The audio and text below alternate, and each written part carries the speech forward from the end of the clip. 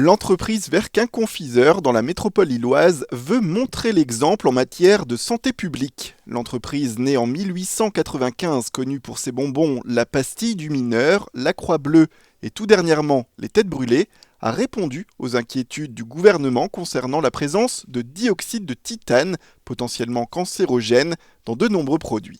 Les recettes ont été retravaillées dès novembre 2016 pour éradiquer complètement le 171 de la société Verquin et de l'ensemble de ses produits. Ça a été décidé dès qu'un lobbying s'est penché sur le sujet et par principe de précaution dans la mesure où nos consommateurs sont des enfants majoritairement de 9 ans à 14 ans. Il ne faut absolument pas prendre de risques, même s'il n'y en avait pas manifestement, mais quel qu'il soit. Ce principe de précaution a ainsi un but ultime, c'est de continuer d'attirer les parents soucieux de la composition des produits pour leurs enfants.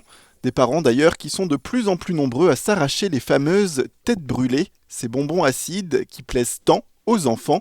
Voyez plutôt les chiffres. 200 000 sachets vendus il y a 5 ans pour 13 200 000 aujourd'hui.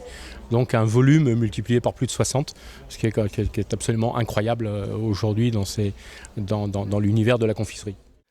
Verquin Confiseur a ainsi tous les outils pour continuer d'évoluer et d'investir dans ce secteur de la confiserie où l'allemand Haribo par exemple prend beaucoup de place. Il y a aujourd'hui 220 personnes, 150 à Tourcoing, 70 à Neuville.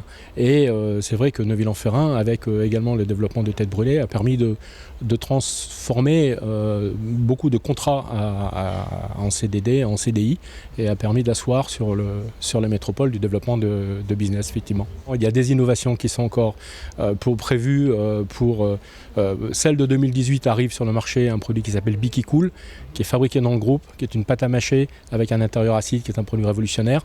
Et bien sûr, 2019 et 2020, les innovations sont inscrites au programme.